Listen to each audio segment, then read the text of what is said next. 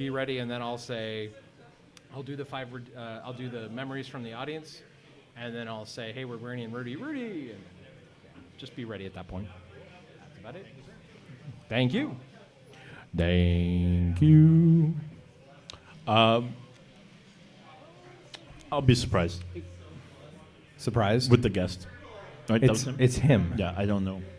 Okay. So, He's the guy who runs the shop here. don't know him.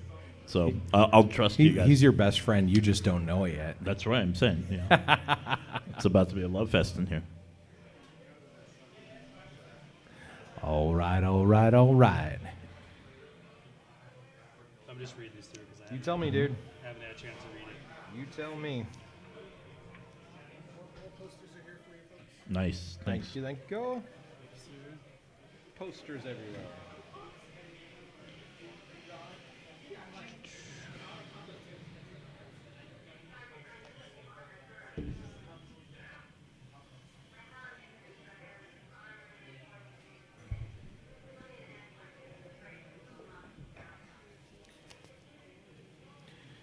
I really should have eaten before this. Oh, yeah? Get some popcorn at the movies. Yeah. Well, they have full service to the seats. Oh. Oh, it's including fancy, alcohol. huh? Oh, all right.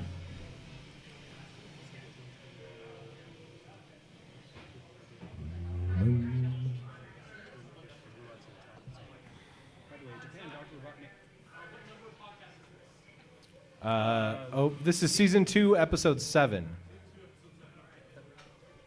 Sonic erased through 7 zones, picking golden rings and avoiding enemies and obstacles. Your quest is to defeat the evil Dr. Robotnik and evil scientists who bring enemies and turn others into robots to attack Sonic. By the way, in Japan, Dr. Robotnik is the Big Man.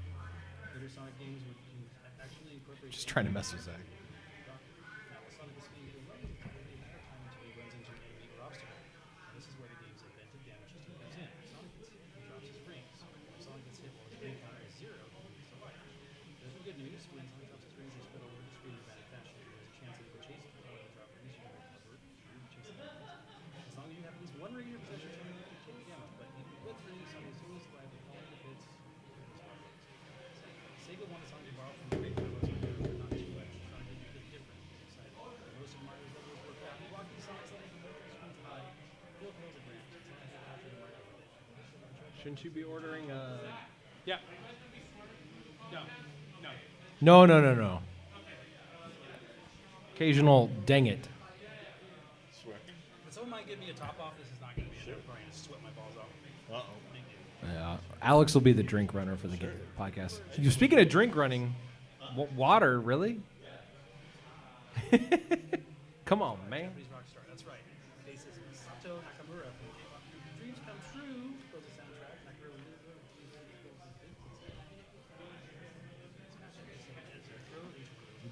Definitely going to the Garrett after the movie.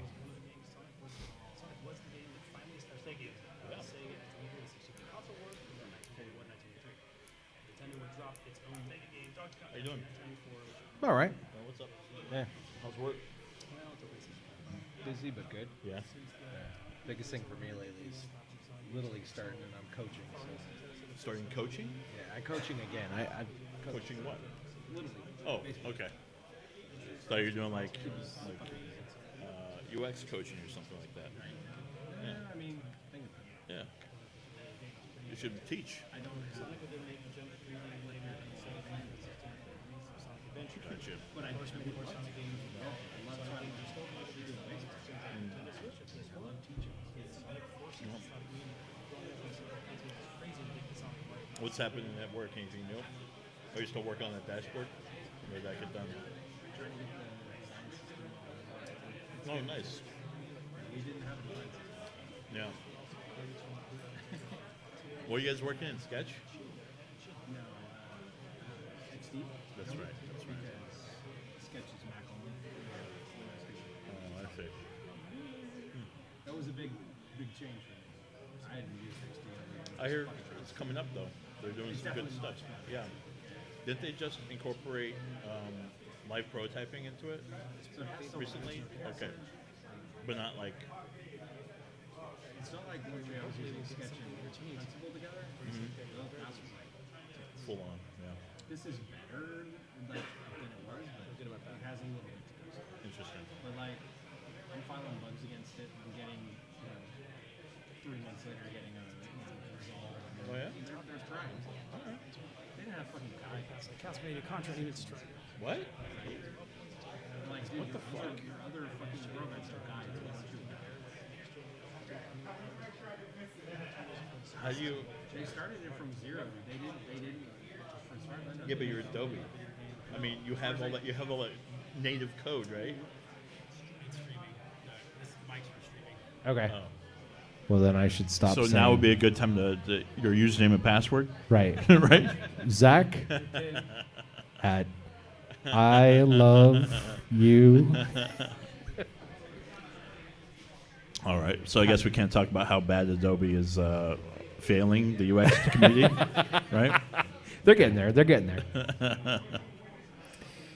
Still Team Sketch. I guess we'll talk shop later. Right? Yeah. Hi. So are we going to have the old stream up here? Nice. Like, I mean, it was already distracting enough having the new one, but.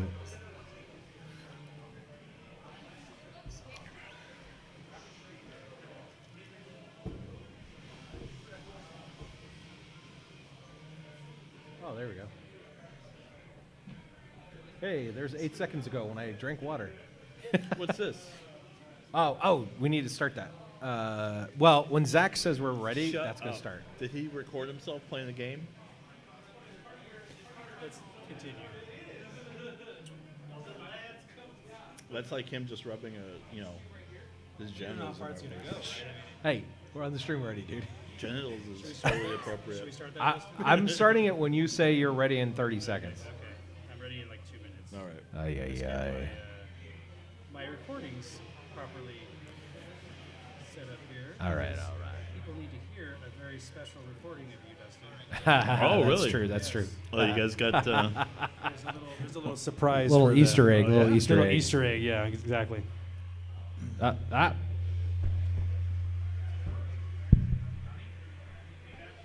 that one. Who is that? Who's making that noise? Niña. Who's that girl? Wow. Jeez. Senorita Madonna. Más fina. What was that, 1989? 1990? Good question. Yeah. Yeah, I told him that. I told Yeah. him. And I left it at home. The J Pizzle. Sorry, Carrie. ¿Quién es esta niña? All right, so you're about ready? Yes. I Make sure the streamers know. Okay. Streamers know. The streamers are streaming?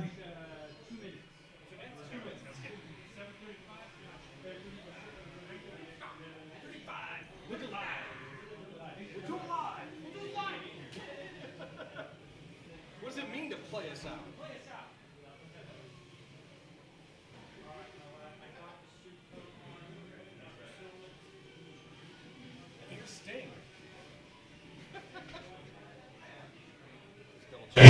Whoa! That was you.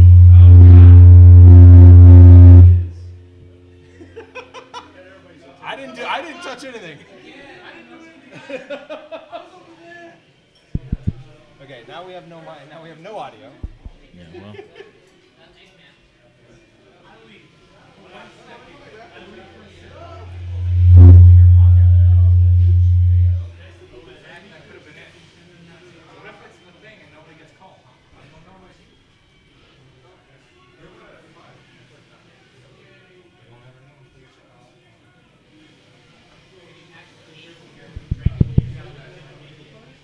Test. That's less buzzy. Yeah.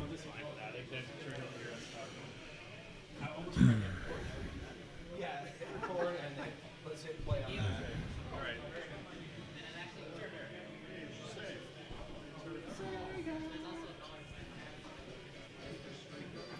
Oh, this music's fantastic.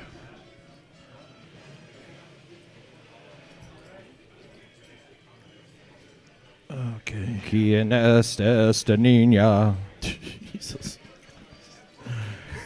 I'd pay you $5 to sing that at karaoke. Oh, I'd do it. I'd do it, would. no doubt. Well, you got beer. You got to have another challenge, dude. No, just for me. I just want to pay for you to perform for me. That's Kidding not me? a challenge, man. I did Summer '69. You know how high that song is? I forgot. Well, just you doing the Madonna song in Spanish just seems Offensive? no entertaining. All right. We're ready to go.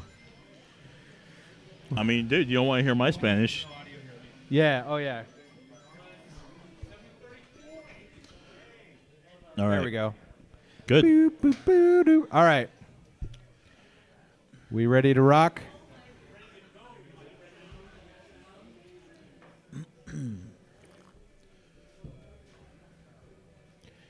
¿Quién es esta niña? See, better than my Spanish, man. Better than mine. Other than that song, all I know is ¿Dónde está la biblioteca? All right, what's happening? I don't know. Zach's wandering around. This is what Zach looks like before his gigs, too. Yeah, I know. He's like, I don't know who I am, what's going on. Yeah.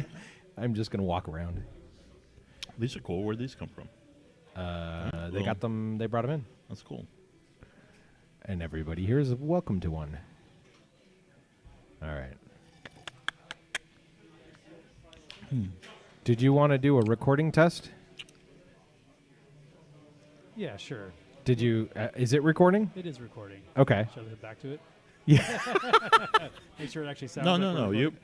You checked it already, I right? haven't checked it now. No, check it you once better and then check we'll it go. real quick, all right. Okay. Well, I mean, they have a backup, right? The recording.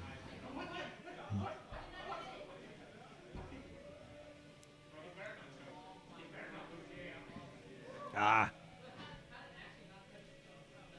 What happened?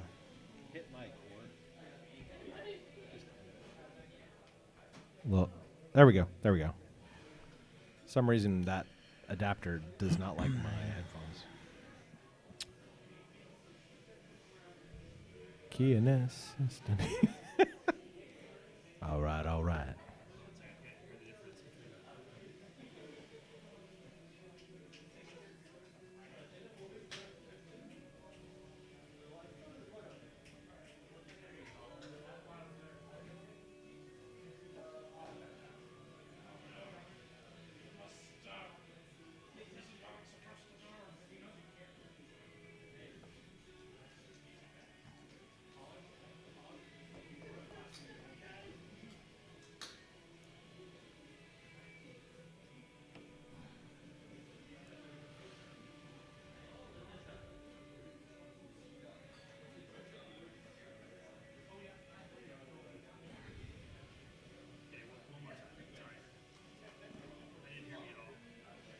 That's a good thing. Hey. Hey-o. This is a quick test of the emergency broadcast system. It is. This is only a test. Only a test. Okay. Yeah. I don't 2 hear 'em minutes. on the All right, thing. here we go.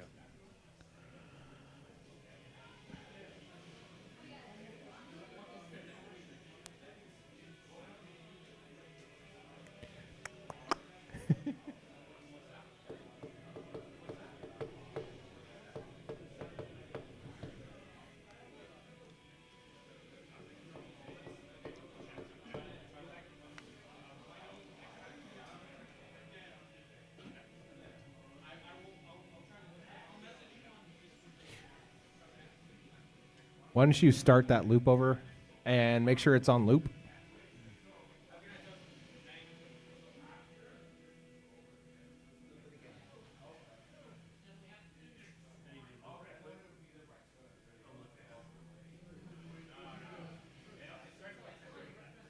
All right. We good? All right, we're good. We're good. We're good. We're ready to go live. All right. Finally. Finally. Everybody's waiting for Zach. Hey, You got to get it right, because Because this is perfection. this is That's professional right here. Where's- Listen, we got the okay. The thumbs up. Thumbs up. Thumbs up, thumbs up, Yeah. thumbs up. All right, good. All the way back in the cheap seats. All right. Gotcha. That's Frankie- the Frankie streaming seats. Yeah, Frankie. There you go. All right. Frankie Cheap Seats. We got a new nickname for you. There There you go. I like it. So throughout the episode, we're going to call you Frankie. Frankie Cheap Seats. Does he like it? All right. There you go. All right. Okay. You guys ready? Yeah. All right. As I'll ever be. Oh, where's my Here script? No script. You get nothing and No. like it. All right. Here we go. Hey friends, welcome to the Retro Game Guys podcast and the 7th episode of our 2nd season. I'm your host Dustin, and I'm joined by my two good friends, the retro gaming guru Zach, Rock and roll. and the infrequent gamer Alex. That's me. That's right. We're recording this episode live once again from the AFKxp Tech and Game Center in downtown Campbell, California. We'll talk a little bit more about that in a bit. But let's first kick off with a few updates there, Zach. Sure thing. Well, as Dustin said, welcome to the live Sonic the Hedgehog podcast, a movie celebration. All right. The lucky people in this room are getting free tickets to join us for a private screening of the new Sonic movie right after this podcast. You guys stoked or what? Yep. Yeah, Yeah, right. that's right. Frankie in the cheap seats, you stoked? There you go. Frankie cheap seats, right. Yeah. We gave them all free tickets so they'd actually sit through this podcast. And you're That's buying all the the drinks, only reason right? I'm What? yeah. Yeah. That's the only reason I'm here. So Only water and soda. Oh, right? okay. Bribery is a wonderful thing, guys, by the way. right. Dustin, Alex, have you guys ever been to a private movie screening? Because I haven't. Do we get to do whatever we want, like throw popcorn at the screen or? Correct. So here's a random thing. I've actually been to a private movie screening at the movie theater that we're going to do this at. Before it was Prune Yard Cinemas, something else before that, Camera 7, I think it was. And my buddy Steve, who you know, Yes. is a big spaghetti western fan and got a fresh print of The Good, the Bad, and the Ugly. And back then you could rent the theater out and just like if you brought the print in, they would play it. Oh, wow. And so we got to watch The Good, the Bad, the Ugly on a big screen pizza party. It was awesome. So much fun. Yeah, the closest I've ever been to like something that felt like a private screening was like when the Star Wars movie premiered. And everyone was dressed up and all that kind of stuff. Who went to see a Star Wars premiere? Who stood in line all night? I have went to Star Wars. I went to Star Trek premiere. I went to Star Trek Generations? no, the J.J. Abrams, the one that I worked on. Lens and flare. then the Batman and Robin premiere too. You didn't talk about that in your solo podcast. Your film history. Listen, I gotta keep some things undercover. Speaking of, film, it's gonna be fun tonight. We're gonna have a good time, right, guys? That's Fun? right. All right, there we go. Cheap seats. Cheap seats. And of Frankie course- Cheap Seats. Frankie Cheap Seats. And of course, wanted to say thank you to all of our friends who helped make this special night happen. David and Eric at AFKxp Tech and Game Center, Level Up Arcade Yep. and Gastropub, Yep.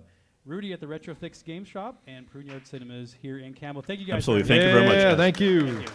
All right. All right, another updates. We also wanted to send our appreciation to everyone who's listened to our last episode on SimCity for the SNES. Shh, I don't want to be reminded of that. People seem to really like that episode, by the way, guys. And I think maybe it had something to do with us choking on Vegemite. Yeah. No, not Actually us. having- Not us. Yeah, true. I choked quite a bit on that. We had to stop the podcast a few times actually to collect ourselves. You keep saying ourselves. Like Alex and I were fine. No, this guy with the schmear over here. No, not the Light not the schmear. Yeah. No, If no, you no. have Vegemite, remember, light smear. Just This guy- it dude was thought like- Vegemite was grape jelly. Yeah. It was not. Listener Rob D basically almost stopped the podcast completely. He stopped me. Yeah, I'll never eat that much again. But anyway, another highlight of the episode, and spoilers here, after he taunted me for weeks Yeah. that he was going to end my score competition win streak, Yeah. Dustin failed, and I repeat, failed Yeah. Thank Absolutely. to build a Yeah. bigger You. city. I don't need your help, Alex. a You bigger did. city than I did in SimCity. Yeah. In fact, Dustin, you even got beaten by Alex. That's the right. Frequent If I did. remember, gamer. I did because Yeah. you guys played cheating modes, but that's fine. I think we did some research. Well, we did, and actually, you threw quite a tantrum, did you not, Dustin? Oh, you had I don't. it on I tape? don't know what you're talking To record about. something? Well, I went back and I actually listened to the Nice. raw recording of our SimCity episode. And- I'm Look at I'm his face. cringing. I don't know what this want. I is. don't know All that I right. want to hear this. And I want to know from our audience here, and Frankie Cheap Seats, would you guys like to hear what happened Yeah. after we quote unquote stopped recording and hear Dustin's true reaction to our last episode? How about that? You want to hear it? Yeah. All right, here we go. We're going to play it here. Here we go. All right, guys, for the Retro Game Guys, Zach and Alex here in the room, JP at home, I'm Dustin saying, game on. Until next time, friends. All right. God damn it. So mad about you. So mad at you. Oh man. Damn it. I'm disappointed. I mean, like, here's the thing. I purposely made the conscious decision to not, Sure you did. Yeah. Listen to what you say here. with just being somebody who's played SimCity Took for a the long, wrong long time. game to be magnanimous on, boy.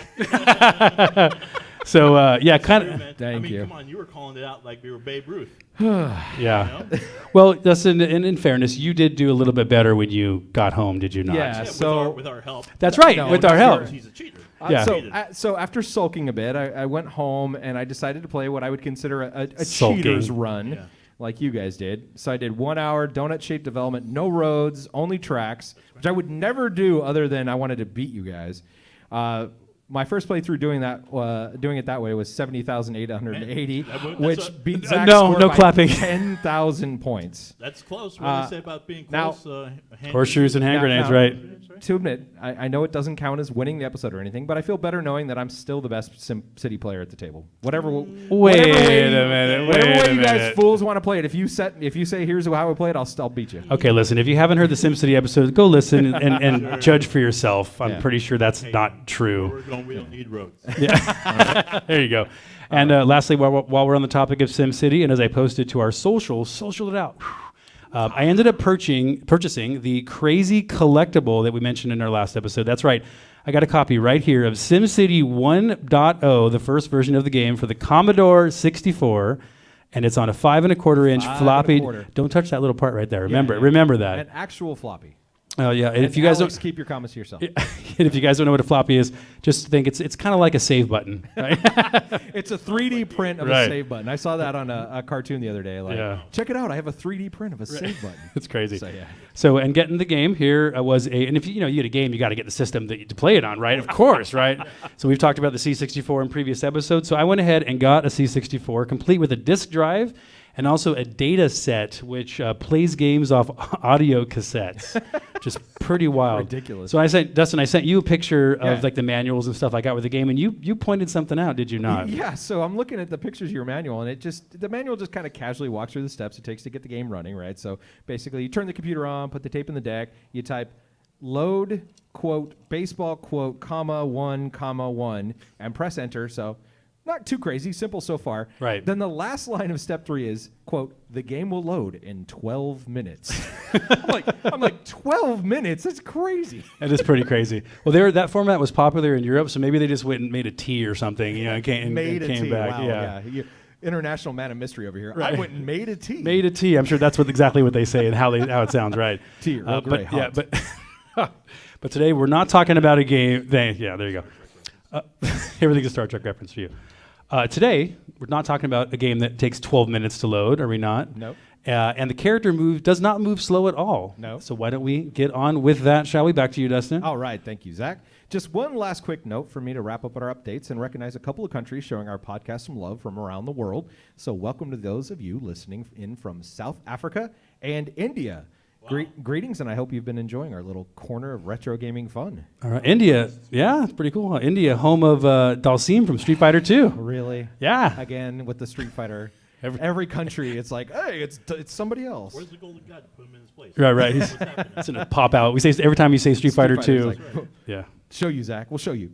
All right, let's get into the show for this episode. We're covering the lightning-fast platformer Sonic the Hedgehog for the Sega Genesis.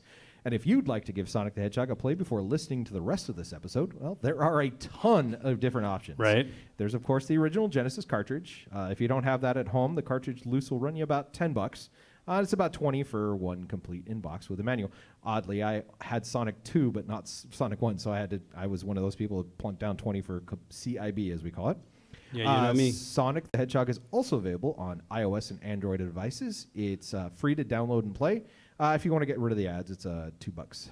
And it's also available for $4 on the PS3, $5 on Xbox Live, $5 on Steam for Mac and PC. Did I mention there's a ton of options here? You could find it just on the ground, laying there, laying around. Sonic is everywhere. Couple last places you can find it. If you go back in the archive a bit, there were also ports of the game released for the Game Boy Advance, the 3DS, and the Wii Virtual Console.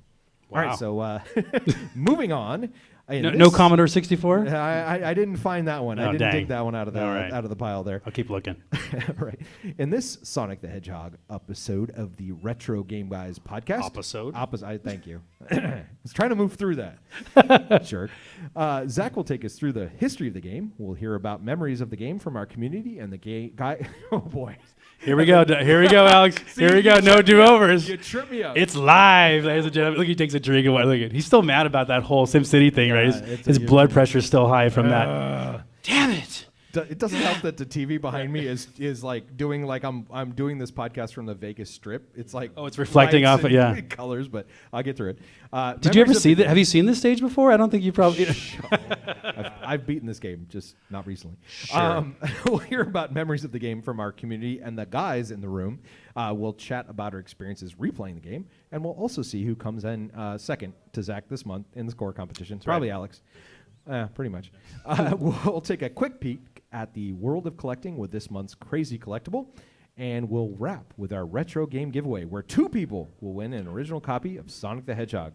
All right. And if you want to win our next retro game giveaway, like last episode's winner, Rue from the Retro Room, Rue,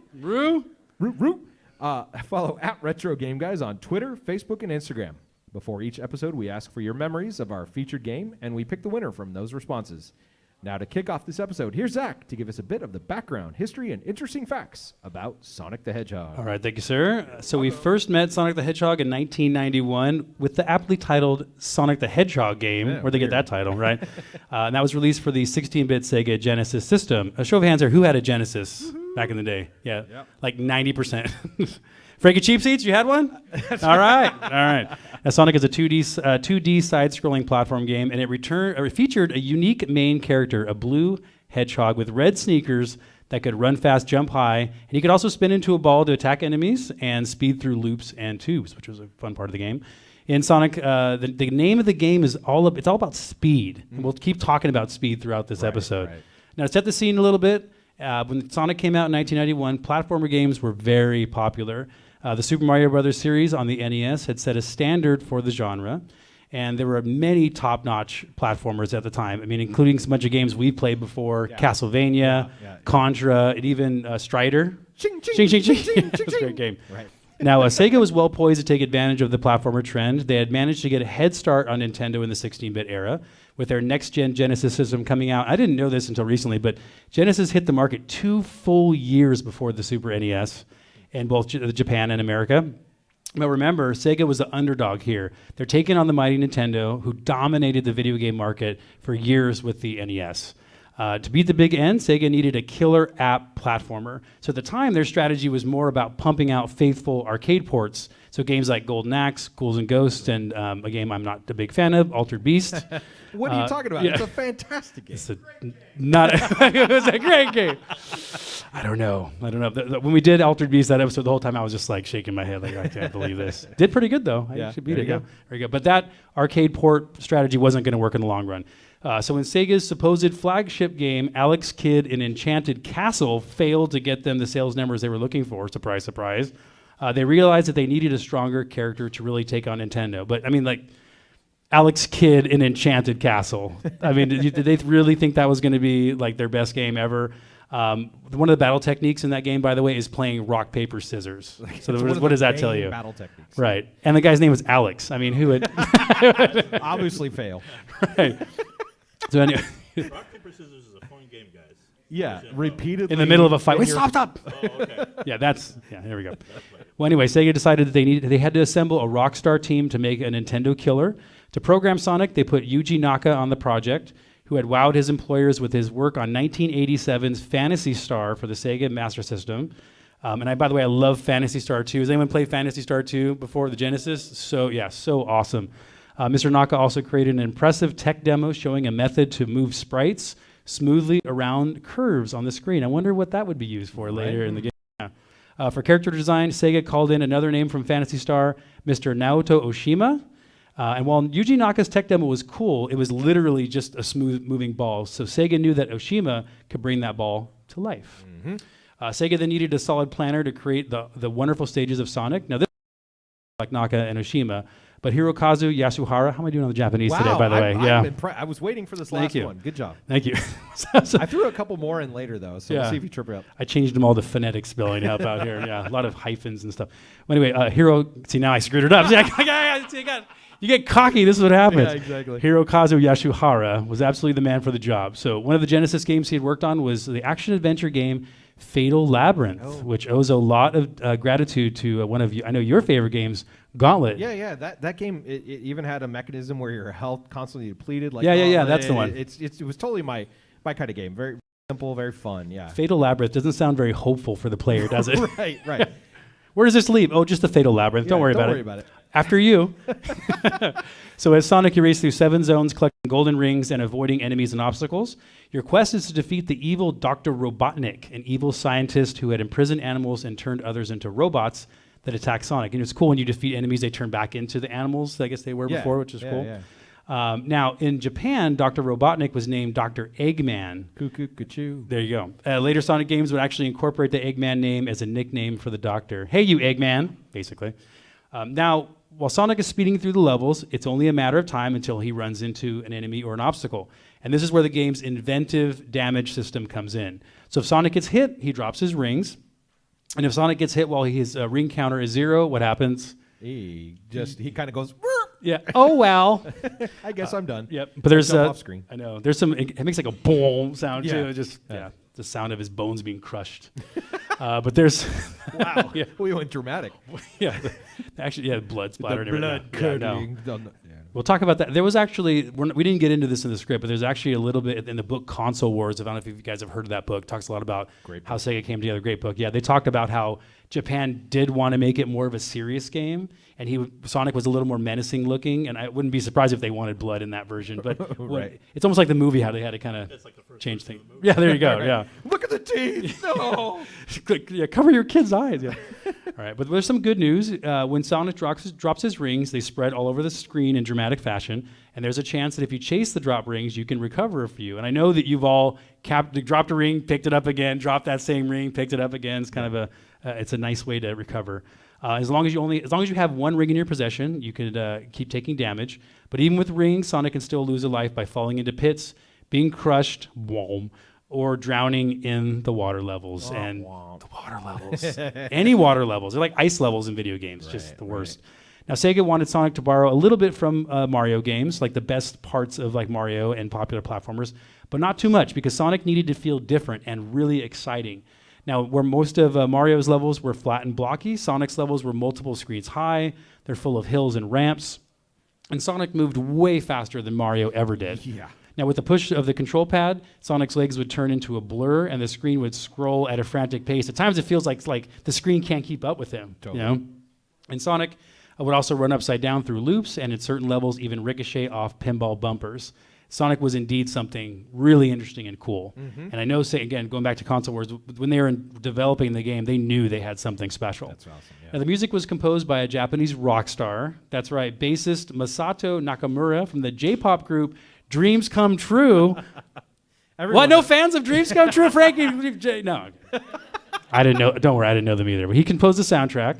Now, Nakamura would later go on to produce films, or music for films, rather, and including this wonderful hit, Sleepless in Seattle, which, Dustin, I know it's one of your favorites. No, it's not my favorite movie or one of my favorites at all, but I do have to admit I had a hell of a crush on Meg Ryan back in the day. Did you really? I may have even created a web page on my tripod site dedicated to Meg Ryan. Wow. Hey, we're going down deep in the archive here. Tripod.com/Meg Ryan fan? No, slash like tilde dustball wow. slash Meg Ryan or something. That sounds like it really... You got mail, dude. That's right. Wow. When Harry met Meg. Sorry. Moving on. Well, after its release in 1991, Sonic the Hedgehog became a smash hit for the Sega Genesis and would grow into one of the most popular video game franchises of all time. Yeah. Sonic was a game that finally established Sega as a leader in the 16-bit console wars from about 91 to 93.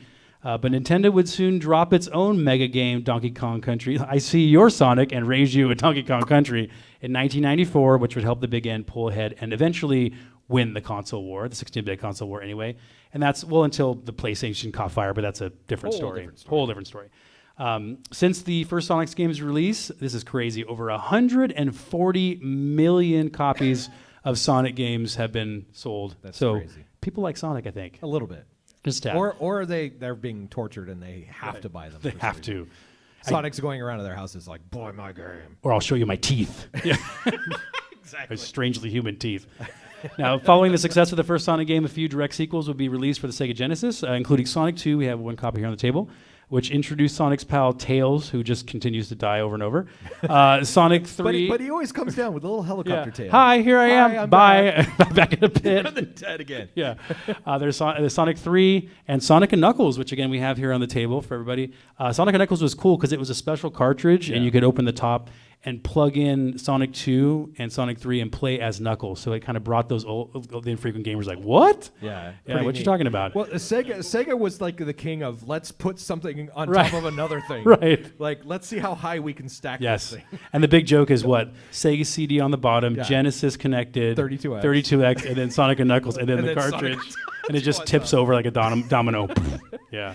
They even, for the Japanese market, when we talked about this on our quick play for the Sega Genesis Mini, they didn't release it in America, but for the Sega Genesis Mini in Japan, they did a mini version of that tower. That's right. That Sega tower, so you could get the CD, the 32X, the Sonic and Knuckles thing going on in miniature.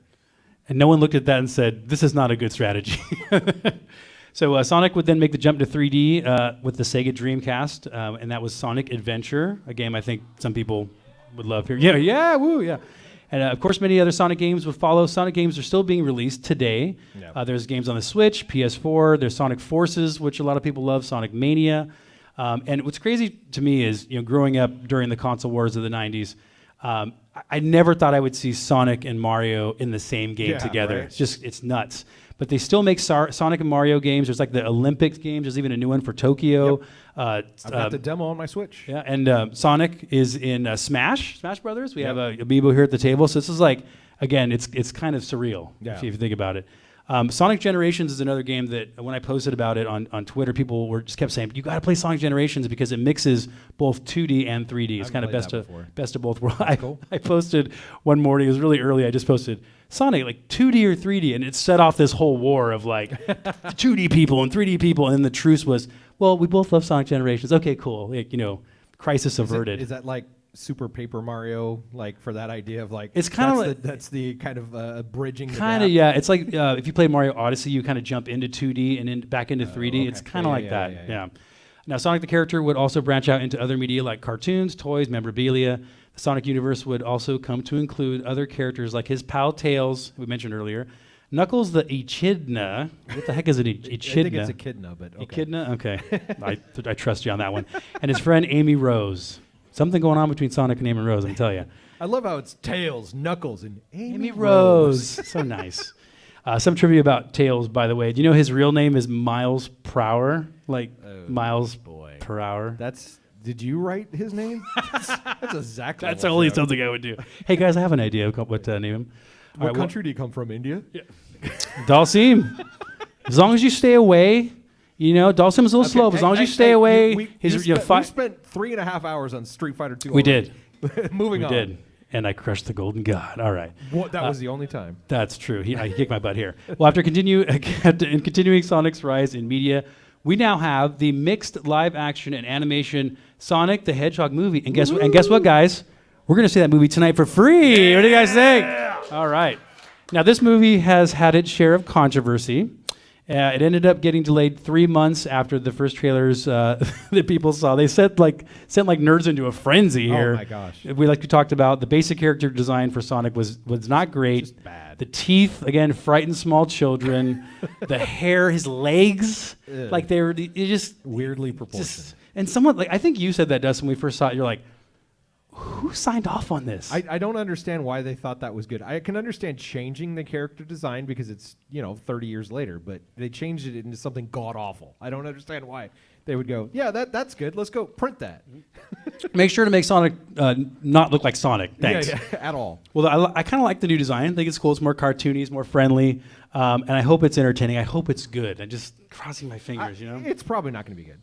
I mean, video game movies don't exactly have the best track record. So personally, I'm just hoping to get with some of that vintage '90s Jim Carrey acting. Yeah, those that'd trailers. be cool. I saw that, and I could see that kernel of Fire Marshal Bob and those kind of Fire Marshal Bill. Whatever, just a B. But yeah, that kernel of that '90s Jim Carrey madness, and that's all I'm hoping for. I don't follow movies that closely, but has it been a while since Jim Carrey's been in a movie, or not necessarily since he's been in a movie, but since he's been that in a role like that? He's been they just the real sort of side note. Somebody they for this movie he was doing a the media stuff, and he was talking about his time on The Grinch, and that parents will see him as the Grinch and say point to their kids, that's the Grinch, and he in live like curled his face up like the Grinch, like, and he not in makeup or anything, and just went like. Did it some? I forget what the line was, but like you just saw that rubber-faced Jim Carrey again, and it was just it just took me back. So that's all I'm hoping for this movie. Maybe I think a bourbon over at the theater. I do think there's one safe bet. It's going to be better than the Super Mario Brothers movie that we got in the 90s. I think that's a safe one. No, that's a safe one. I don't know. No, that was God. I want the Koopas. Yeah, I watched that like a couple years ago, and I was like, why do I feel like pulling my eyeballs out of my socket and throwing them out the window? Anyway, that wraps up the history segment. And now to help us learn more about the game, here are 5 ridiculously interesting facts about Sonic the Hedgehog. Number 1, now Sonic wasn't always a hedgehog. Did you know that? Was he an Ichnida or whatever you call it? Ichnida? All right, well, before Sega landed on the spiny animal as a hero of the game, several other types of characters were considered.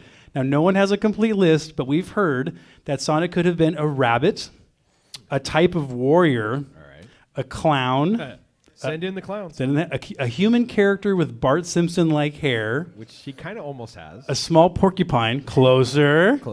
A chicken with an attitude. I got it, guys. A chicken. Just see the boardroom. Like it's like that. There's that famous meme from It's Always Sunny in Philadelphia. The guy with the I got it, guys. It's a chicken with an attitude. I it'd be like chicken, and then they pull something down with an attitude. I was gonna say no to the chicken, but you got me. I think you have a couple more though. This one's even worse. Better. Worse. Better. A wolf wearing an American flag T-shirt. Living in yeah. He comes out with the sunglasses. You know what the kids would love? A wolf in an American flag T-shirt.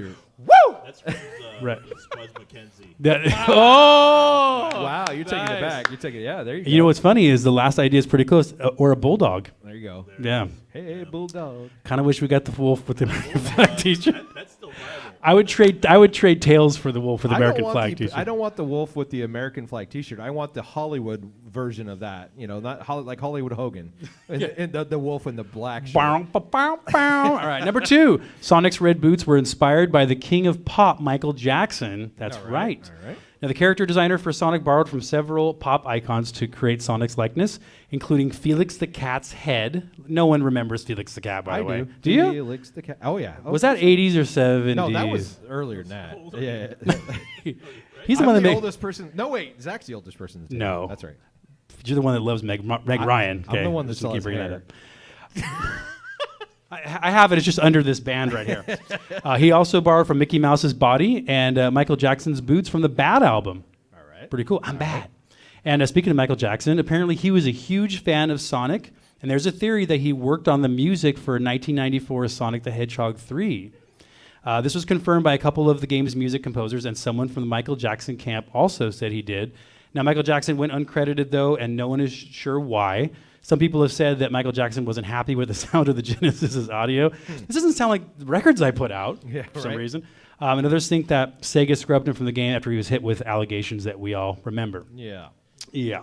Michael Jackson is also in 2 other Sega games that I know of. There's Michael Jackson. One very obvious one. Right, Michael Jackson's Moonwalker. It's pretty obvious. Right there. Which isn't a cheap game, by the way. It's cost you a couple of bucks. Gosh, no. I put that in my wish list, and then I was looking at the prices. I was like, yeah, I don't want to play 3 figures for a game. No. A game that I've never played before. And when you buy Genesis games, you almost have to buy them in the case with the manual because it did look so great together, as we talked about before.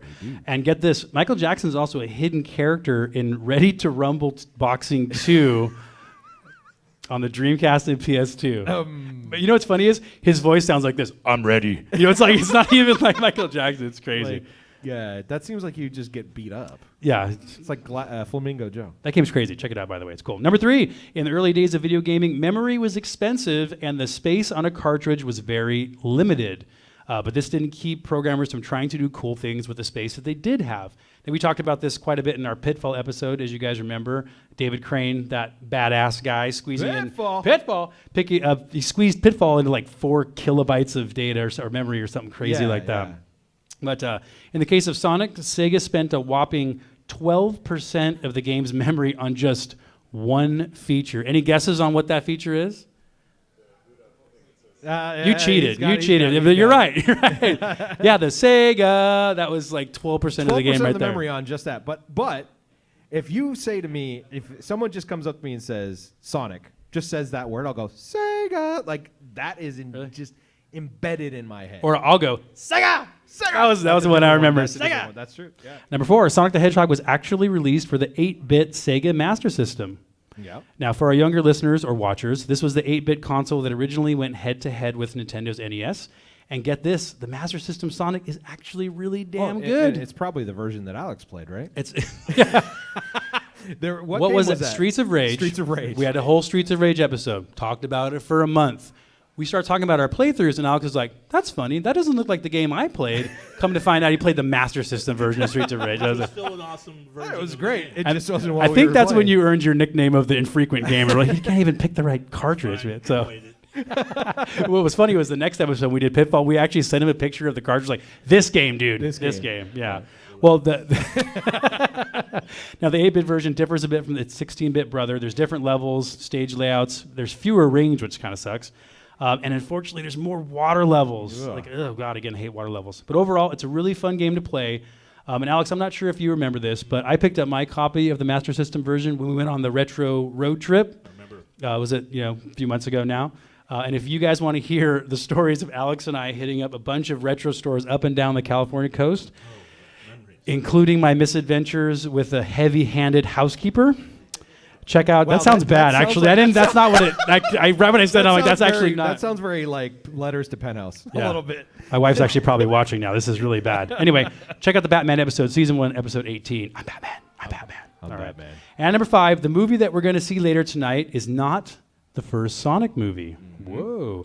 So in 1996, 2 30-minute anime episodes were produced for the Japanese market titled Journey to Eggman Land, just rolls off the tongue, and Sonic versus Metal Sonic. Metal Sonic!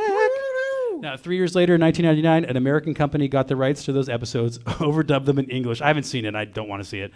Spliced them together. There's and me picking my and nose again. You did it. You did it. You wiped your face. The drool. You're thinking of Meg Ryan. Meg Ryan.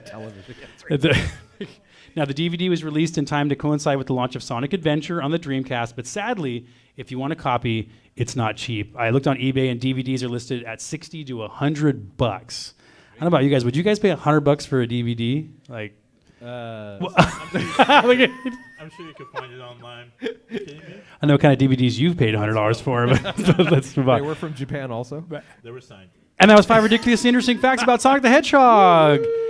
All right. Thank you. The fox with the American flag T-shirt. Living in them. All right. And now, We did a lot of topics. we did. we got a flag Rudy over here. Rudy. Oh yeah. Rudy. Now let's it's not right this second. Sorry, I was just prepping. Let's Was talk he about- falling asleep over there? No, I know he's busy, but you know. You got some you're not- time. You're not up yet. I just want to make sure you knew. Stand by. What a teaser, guys. Right. There might be a guy. There might be a guy. Yeah, I know a guy about a thing. All right, now let's talk about. Yeah, he's over here. We got the mic. All right, Mike's hot. All right, let's talk about memories of playing Sonic the Hedgehog back in the day. We collected feedback on Twitter, Facebook, and Instagram by asking people to finish this sentence. My fondest memory of playing Sonic the Hedgehog is Miles Art says the first time I played it, it was my first video game ever, and I felt like I was controlling a cartoon. Oh, totally. I believe it. Absolutely. That's pretty cool. I believe it. At Gaz021 says, playing it around 1990 in a Sega bus on the Hot Tuna Surfing Championship. What? Wow. Festival Beach in Newquay, England. They're surfing in England? Okay, anyway. So he goes on to say... You make fun of my tea thing, and now you don't even know they're surfing in England. All right. It must be cold. I remember clearly that Sega had a double-decker bus there with Mega Drives on the top deck, and I had lots of sun-kissed and met Kelly Slater. Wow, surfing legend Yeah. Kelly Slater. That's a pretty There's deep... a lot going on in that. Right? Right. That's a... Memory. I mean... That's pretty the highlight's got to be sun-kissed, you know. That's pretty summer, right? Yeah. Dude, Sunkissed Kelly Slater. Shouldn't he have been playing California games? There you go. There you go. All right. Since Spacies, aka our friend Brian, says my fondest memory of playing Sonic was when 17-year-old me was invited by Sega to play the beta months in advance in early 1991. Wow. The manager brings out this weird EEPROM board with chips on it, and my world was never the same after that moment. How do all these people have that? I know these cool experiences. I was able to, I was Sonic. I had to stand in line at Toys R Us. Yeah, I was like, I remember seeing the cartridge. It was cool. Anyway, let's see what else we have here. At VGM2 says the music from the Spring Yard Zone. Yeah, that one's cool. That's the one with the pinball bumpers. You probably never saw that, Dustin, but the music's great. I did.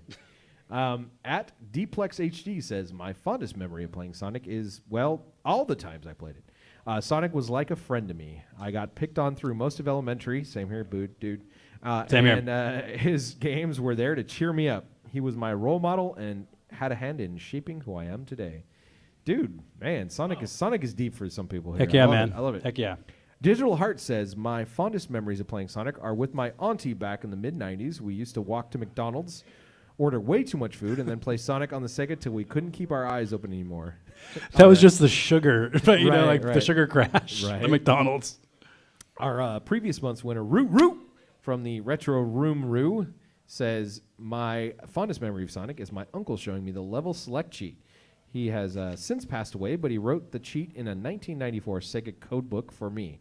I'll cherish forever. Yeah, another heartfelt story. Actually, I saw that post, and what was funny was, I read it was heartbreaking, and then he followed it up with, oh, by the way, my uncle was roommates with Stone Cold Steve Austin from WWE. Yeah. He's like, I thought it was a joke, but it was true, and he confirmed it with some people, and that must have been awesome. Wow. I'm sure they cracked a few beers in that apartment. Maybe.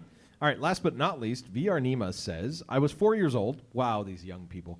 I was 4 years old playing Sonic at my cousin's place, my first time ever playing video games. I turned to my mom and said, why didn't you tell me about this? And my mom goes, tell you about what, dear? And I'm like, video games. So cool. Mine. Yeah. Wow. All right, and no discussion about memories of this Sega classic would be complete without perspective from our good buddy, Sega Master Tim. If any of our longtime listeners may remember, Tim worked on the Sega hotline in Australia back in the 90s and always has great memories to share when we cover Genesis games. Tim sent us a couple of short videos to share with y'all. Zach, you ready to fire them up over there? Sure thing. Yeah, it's exciting. Here we go. All right, without further ado, take it away, Tim. I will. Here we go. So much for having me on here. We'll start out. I'm Sega Master Tim, and I'm... This is the truth. G'day, guys. Thank you so much for having me on here. I'm Sega Master Tim, and I'm down in Melbourne, Australia, not Melbourne. And by the way, it's Dustin's shout to everyone in the crowd a drink. Okay, so Dustin, you're a good bloke, mate. You're a good bloke. And by the way, those in the crowd, I hope you're not being held against your own will. Call the police if that's the case. So well. Anyway, our mate Sonic. Yes, well, the first time I played Sonic was actually at home because I hadn't started working for Sega at that time. I got a job with Sega a few months after Sonic had been released. But the first thing I remember about Sonic was just colours. I'd never seen a game so beautifully presented like this. And it looked very, well, like an arcade to me almost. So it was beautifully presented, the colours. Then came the speed. I'm going, oh my God, look at the speed of this game. It's just mental. But then I'm sure everyone watching and listening to this would have gone through the same emotions when you did your first loop-the-loop. That thing. The first time you burst through a wall doing your Sonic spin. That there's a bonus stage at the end of every level to try and get the Chaos Emerald with the rotating maze there. So there were so many things just within the first couple of levels that just blew people's minds. Yeah. And this is what I loved about the game so much. I couldn't put the game down. As a matter of fact, so much so I couldn't put the game down. I finished the game in 8 hours. I don't think I got any sleep after like you. So that was my first experience with Sonic, and that obviously led to me getting a job with Sega. Wow. Pretty cool. All right. Yeah. A little bit more. Yeah, right? he gave us a Little little more bit tip. more. This is pretty cool. Check this out. Working on the hotline, I had a Always different screw the perspective. interrupts. Here we go again. What was Here we go. Now, when I started working on the hotline, I had a different perspective. And what was beautiful about Sonic the Hedgehog, you see, you got to understand, the most calls we got for a game was actually Alex Kidd in Miracle World, because the game was inbuilt into the Sega Master System too. But the next most popular call or game was Sonic the Hedgehog. And what was unique about Sonic the Hedgehog, yeah, of course, people would call up about cheats and how to get through certain stages. But what we found with this game is that the kids would go on and tell them how much Sonic meant to them. They would tell us as to how quickly they got through a stage, or how quickly they completed the whole game, or tell us what they love about Sonic, and most importantly, what they hated about Nintendo and Mario. Yeah, the console war was real. It was so real. See, this reflected in the fan mail. The fan mail also showed us, how much they loved. They wrote, pages and pages of their love for Sonic, but also they also showed their hatred towards Mario as well. And so much so, we had a competition once, and from memory, we said, "Oh, draw us your best picture of that." And I think the winning one was this kid drew a picture where Sonic is holding Mario's severed head with the spine dangling underneath and blood everywhere, like it was a fatality move in Mortal Kombat. It was just absolutely demented and deranged, but I think that was the one that won. So, God knows where that kid is now. But the great thing now is, many decades later, Sonic's coming out as a movie, and it's going to be great seeing those kids that I spoke to on the phone now there with their own kids, showing them what they love about this guy. And hopefully we've got a whole new generation of kids that love Sonic the Hedgehog. Other than that, thank you very much for having me here, and have a great night, everyone. See you later.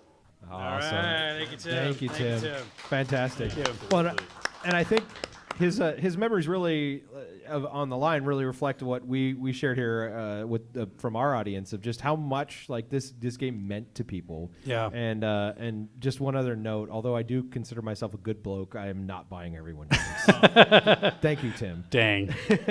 I think Tim's watching now. He's very disappointed in you. I'm sorry. It's probably it's like 4 a.m. for him. He's fine. Yes, you said it was like 3:30 or something in the afternoon, or what? I think Whatever. He's probably sleeping. Wait, actually, he posted. He was like, "I'm going to be at work," and I was like, "Just put a sign that says like important meeting in progress." Right. You know? Podcast. All right.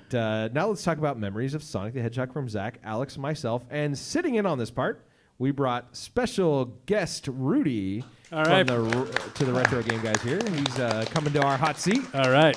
Yeah, but this is a new segment, right? Well, kind of a new segment, kind of. Yeah. Dang, it's hot. I touched it. Don't be careful, Rudy. It's hot seat. Rudy's the man behind the cool little game shop they have here called the Retro Fix. So welcome to the show, Rudy. Yeah, let's make sure you don't trip. Yeah. All right. So hi. Hello. Hi. All right. So we're gonna start with you. Tell us a little bit about your memories of Sonic from back in the day.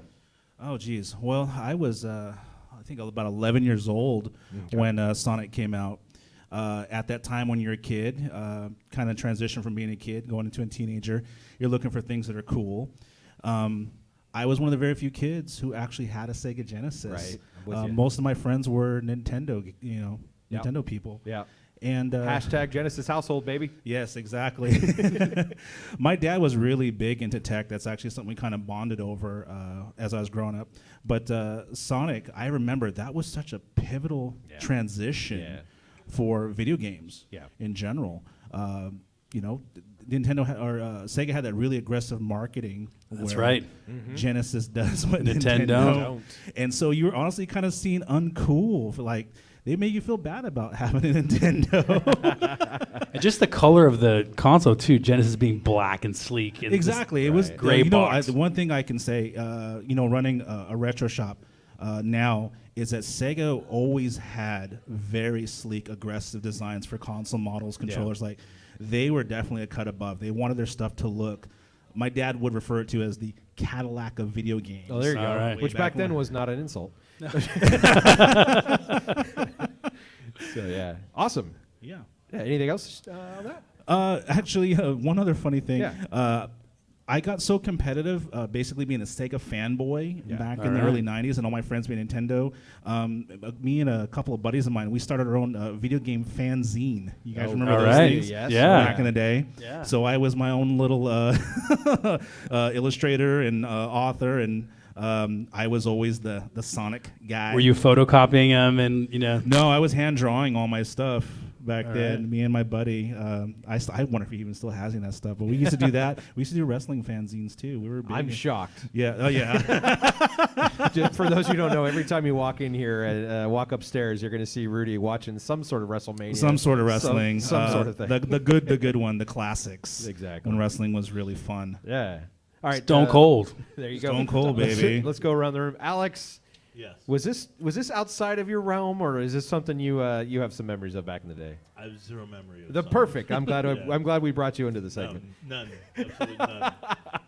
Well, I'll go next, and I will say that in the same vein as our buddy Rudy here, Sega was a giant pivotal moment in my life. So when did this game come out again? Remind me. 91, yeah. So I was 14. Until that point, my parents, we had an Atari 7800, right? And you were not a Nintendo. And no Nintendo. So no Nin- literally from the Atari right to Genesis. Yeah, so I mean, I played with the NES. My neighbor had a one. jump, right? Right, my neighbor had one. It's so I real. played, so then my buddy in middle school had a Genesis. We played Altered Beast and whatever games he had. But On then purpose? There was a right. But then there was it was the marketing. I think there was a Sega, a Sonic bundle or something. But I remember that was the first time I got a Genesis was popped it in. I had Sonic. Put that in, and I'm like, dear God, no colors. What is Yeah. going on here? They're so fast. Everything is moving. What hurt? It hurts from Atari 7800, right? So like it was Spider-Man like crawling up a wall and stuff like that, right? So this game hooked me. I just played it for hours and hours and hours and hours and hours. And as I've mentioned before, this is one of the few games in my past, not in my recent history, but in my past that I've beaten, because my brother and I put in by sheer force of hours, I could not put this game down. There was always something to learn. There was always some puzzle to solve. There was always something that you could do better, jump higher, another platform you could get into. This game had 3 or 4 different levels. Like if you looked at it, That's from right. from a Even the 10,000 first foot level, view, right. even on the first level, you could go 4 or 5 different paths on the screen, Right. get to the end successfully, but maybe one path is a little bit better than another. And so, yeah, I spent so much time in this game, and it means a lot to where I'm at today as a gaming person, that this game was at that pivotal moment that just hooked me into video games. So there you go. Mr. Zach. Hated it. No, I'm just kidding. Sonic who? What? No, I couldn't. So, Rudy, you talked about the marketing, right? Oh, the marketing. The was marketing super aggressive. totally hooked me. And I'm in marketing, so this is probably not that surprising to people that know me. But yeah, like just he's aggressive. right? Aggressive, right? And I wear an American flag T-shirt, and I'm kind of a fox. Not so much. Not so much. Well, the Kind of market. an Echidna? I couldn't wait for Sonic to come out. The marketing got me. If you guys remember back in the day, there was these ads in EGM where you'd turn the page and it'd be like a half-page ad, it'd be like a blur. You'd be like, what? And they would say, turn the page faster. You turn the page and they would say, faster, you got to be faster than that. And you keep turning it, and all of a sudden there was a full page of like, Sonic is here. And they ran that stuff, and they ran that stuff, and then like what you were saying, Rudy, the playground talk, and oh man, there's something coming, and Genesis is cool. I got so caught up into it. And I don't know, I have a distant memory of ordering Sonic from the back of a magazine. I have no idea why. Which company did you order from? I like I the don't old know which one it Columbia was, House but there was 1 one of those cent that you'd thing. see on every issue of EGM, I- like Game Dude and those I type of literally things. was just talking to Eric over here at AFK about Game Dude. They go back 30 plus years. Yeah, we were there, Alex and I, on our retro road trip. Yeah. Batman episode, by the way, We season. almost didn't go. We don't, yeah. And you're like, dude, gotta go to Game Dude. Gotta go to Game Dude. Yeah, and I talked about in that episode, you go into Game Dude, and there's stuff on the walls that they haven't taken down since the 90s. Donkey Kong Country, huge cutouts, Mortal Kombat. It's like time beautiful. capsule. But yeah, so Sonic just caught me. I ordered it from the magazine. I think because I got it guaranteed earlier. It was like Amazon back then. You couldn't order games from the internet back then. And I finally got it. And I still remember the day I got it in this package. And it was just, I know there's a game in there. And before I played it at home, I brought it to a friend's house. And we were swimming all day, playing Sonic all night. And it was just summer. Like the perfect summer. Totally. And I talked about in one of earlier episodes, I think I have it here somewhere. The manual inside my copy of Sonic is still water damaged. That's right. From us like sitting on it with our bathing suits from swimming all day long in summer as kids. Just like, so Sonic to me Sonic to me means summer. So great. Fantastic. Yeah. All right. Thanks for the memories here, and thanks, Rudy, for sitting in and sharing Absolutely. memories Thanks with us. for having me. But before you go, He almost gets up. sorry. this Oh, wouldn't be the no Retro way. Game Guys hot seat TM without a little rapid fire questioning. So here's how this is going to work. This is something new we're trying out here. I'm going to throw out some questions, kind of like A or B type questions, if you will. Okay. They will all be Sonic or retro gaming related questions. No gotchas in there. I'm not Alex. So you just got to pick quick. No thinking, just your quick gut reaction. So you ready to jump on the hot seat here? All right, let's do it. All right, here goes. Sonic 1 or Sonic 2? Sonic 1. Mario or Sonic? Sonic. Tails, cute or lame? Lame. Dr. Robotnik or Dr. Eggman? Dr. Robotnik. Atari Jaguar or Panasonic 3DO? Panasonic 3DO. Human Teeth Sonic or Cartoon Teeth Sonic? Cartoon T Sonic. Nintendo 64 or Commodore 64? And Nintendo 64. One in the end. That was just a little bit before my time. There you go. Oh, even worse. Sonic rings or onion rings? Onion rings. Sega or Shakira? Oh, damn. Okay, well, you said there was no gotchas in this one. Clock is ticking. Sega or Shakira? All Sega. All right. Got 3. Kiss 1, marry 1, kill 1. Sonic, Tails, Knuckles. Oh, jeez. He has the teeth too. Don't forget. I don't. Oh, jeez. I'd kill Tails. He kills himself. Don't worry about it. I guess I kiss Knuckles and marry Sonic. All right, there you go. All right. And last one, hot wings or hot seat? Oh, shit. Uh-oh. Oh, sorry. I forgot about that. This is a family show. I apologize. Hot wings. All right. All right. Rudy, thank you so much for joining Thank us. you, Rudy. Give him a hand. All right, Rudy. Thanks for Rudy. All right. Sega. Take it, Sega. He was supposed to say hot seat, by the way, but I don't know. That's fine. Next times too. I would have picked hot wings as well. Yeah. All right. Commodore 64. Keep walking.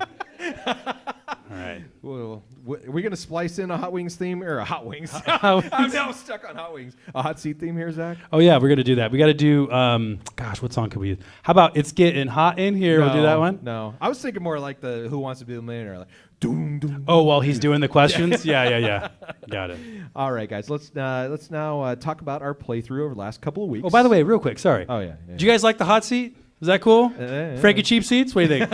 Good segment? All right, so we got to keep that. I think that was good. All right. Sorry about that. Now we have to have more friends, though, so this isn't going to work more than one That more week. could be a problem. Anyway, please continue. All right, I'm going to ask you guys your thoughts about specific aspects of Sonic the Hedgehog so we can focus a bit more on what makes this game unique and memorable. So what about the fun factor? How fun was the game to you guys? Alex? Oh, how fun was it?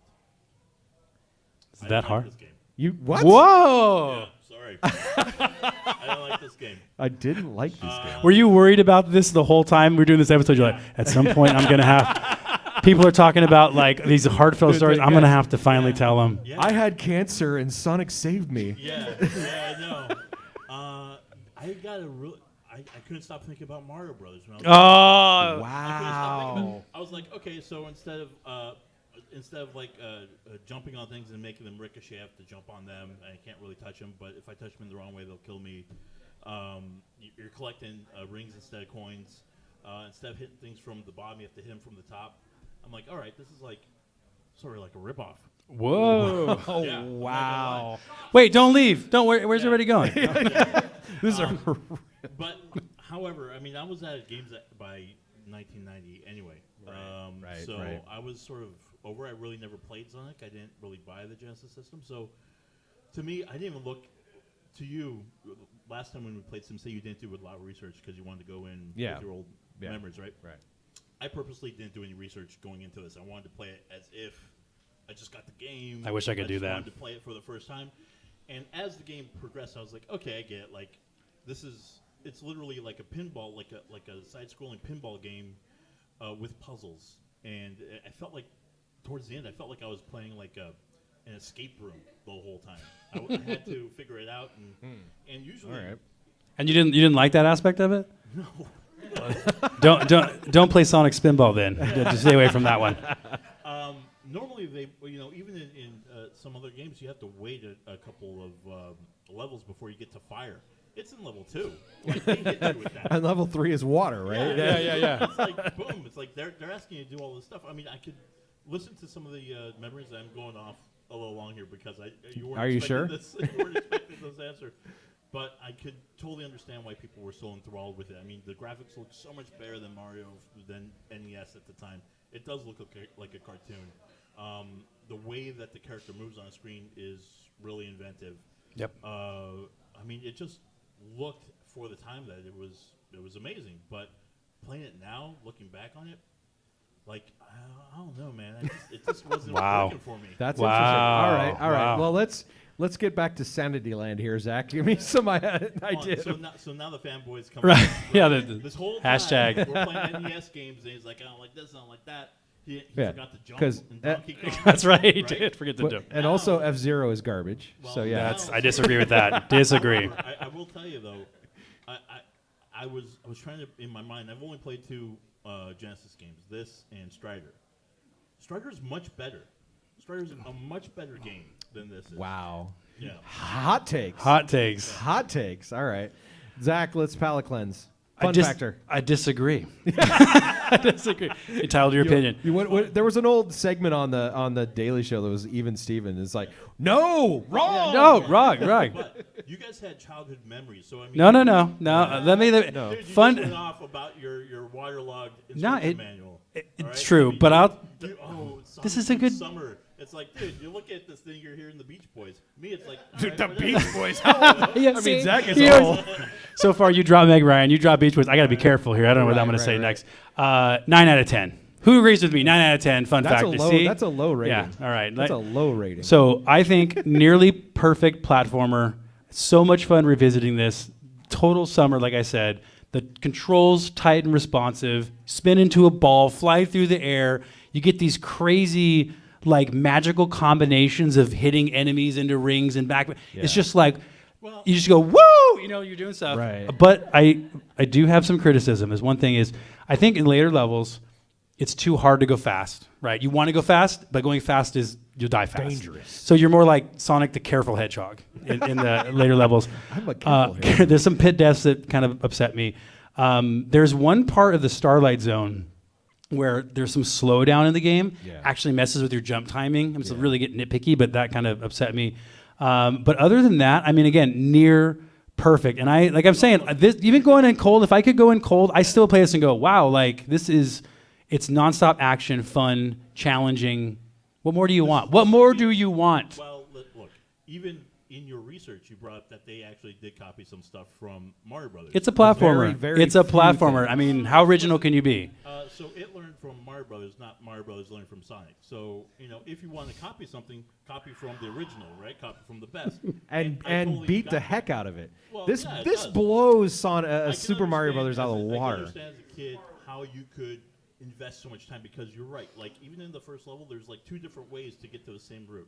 You don't There's have many that- ways. You don't have that in any early NES game whatsoever. Right. So I mean, I can totally understand. Like it's almost like choose your own adventure. Every Yeah. time you're playing this game, it's a new adventure. Right. Well, in Frequent Gamer, don't forget though, this is about the same time as Mario World came out, where you did have multiple routes and all these different things. So like Mario, you're right. Mario was pretty awesome at that time, but It wasn't this awesome.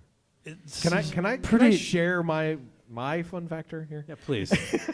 And to say that I'm just because we've gone over a lot on this one. What I would say about the fun factor for me is playing it today.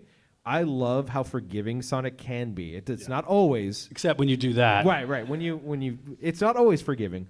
But there's a lot of these platformers that you touch one thing the wrong way, you die, and then you're dead. You're right. And Like that. I did want to say that the ring and you being able to touch something and then you just lose the rings and you could still play the game. And there's checkpoits. There's not always. I love that about the game. Yeah. I thought that was super inventive. If Mario had that, it would have been a Today it would've been a playing better game. today playing Rings this are cool. game as somebody who doesn't have a ton of time to play games, who doesn't have the twitch reflexes, never really did, but the idea that I can play it and go, I made a mistake, and be able to recover it from it for the most part. Obviously, when you get later and some of the water levels, not so much, but like I just jumped wrong once and I can still continue on. Fantastic. right. On the boss, like the first level boss or whatever that is, the first time you get the boss, if you mess up once, you can still get rings back. If you die, you don't have any rings, but guess what? You can go backwards, and you can go and get some rings from the level, come back into the boss. So it lets you get into the game. And so for me, that makes it fun to me. No matter what else goes on, the idea that you have multiple levels, that you can go multiple traverses, but also you can. Yeah, we'll talk about the challenge, because I think that'll come up in the challenge too for me. All right, let's move on to graphics. What did you think there, Zach, on the graphics? It's gorgeous. I remember the first time that I hit that capsule at the end of the first level or any level, and all the animals come out. Right. That was more stuff moving on the screen than I had ever seen in my entire life. Right. Certainly, I know you were playing the 7800. I'm sure you felt the same way. No, dude, but yeah, absolutely. I think a couple things. The parallax scrolling on that starlight zone, like the stars, it looked amazing.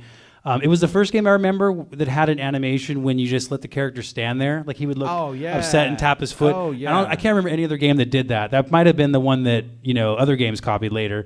My only gripe with the graphics is that a lot of the later levels are like this level we have on the screen here. They have factories. They're very mechanical. I prefer like the earlier levels with the hills and the waterfalls and that kind of a thing. Yeah, but that's my only gripe. But yeah, gorgeous. I would say same thing. Gorgeous game. I think they pushed it too far in some areas with the graphics, as you talked about, some slowdowns. Even early on, if you're in a kind of complicated level and you lose a ton of rings, like the screen kind of goes, and it's cool though. Overpowering the system. But yeah, I mean, the idea that you could go anywhere, you could do almost anything. You had this guy who just the sprite itself had like 15 different like things, where we talk about like some of these other games where it's like you're either standing or you're jumping, and that's it. And your guy kind of looks like we played a game where it's like the guy jumping just kind of looks like he's standing there. Yeah, jumping. he actually has some animation frames and it's tons smooth. of animation, and just the tapping the foot thing. Yep. That killed me back in the day. I'd go get a sandwich, come back and be like, he's over here going, dude, what the hell, like so. Fantastic graphics, and of course, like you said, coming from the 7800, like blew me away. And we know you said the graphics are great. You agreed with that part, yeah. I mean, dude, this can't hold a candle to any kind of NES game. I mean, of course, but it's a cartoon. It's beautiful. I'm not gonna bust it on the graphics. Yeah, you have enough other gripes. Well, some of the typography is like 1990s. It took me back, and I was playing. Yeah. Like, wow, look at this little what was it, purple oval? Yep. Line. Look at this design. Huh? Yeah, totally. Yeah. All right. But it's a throwback. It's nice. Next question: how did the challenge feel for you guys? Too easy, too hard, or just right? Was there something that gave you a lot of trouble? I'll start this one. Nowadays, jumping, it's pretty hard. It's decently hard, and it's just it's the jumping, it's the patterns, it's the getting the right thing to happen at the right time. Just the biggest thing that gave me trouble was just the number of different things you might have to do at one time. Like I have to do this, and that. And if you do it all, you're right, you're great. You just go into the tunnel, you're fine. But the minute you miss a jump and then you drown. It's like what's on the screen here. Like that thing underneath you's gonna fall. You got to get those are spinning. Now that thing's trying to get you. Right. I mean, you have to be very accurate as you get into later levels. So back in the day when I would draw maps and time things and all that stuff, wasn't so bad. Nowadays, I'm just like, God, this is too hard for me nowadays. So I think if you really invest in it, it's not too hard. But if you play it straight, it's pretty hard. Yep. Alex? Yeah, I played the first level like multiple times, like many times. I have the second. Was it the little mini? Yeah. There's no save feature. Like there were a lot of times when I could just only pause because I was getting tired of playing it. I think there's a save feature if you hold the button down or something.